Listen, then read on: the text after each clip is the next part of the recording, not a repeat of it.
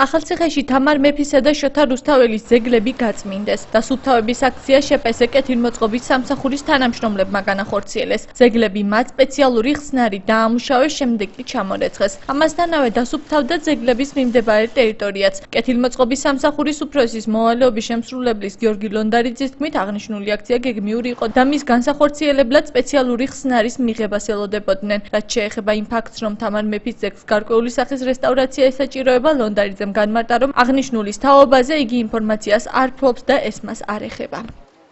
სპეციფიური ხსნარია, რომელიც ჩამოგვივიდა გუშინ, სპეციფიური ხსნარით ირეცხება. მოგეხსენება თამარ მეფის ძეგლი არის ქვა, თეთრი ქვა და აღნიშნულთან დაკავშირებით ვერანაირად ვერ მიუდგებოდით სხვა ხსნარით, ტოვებდა ლაქას.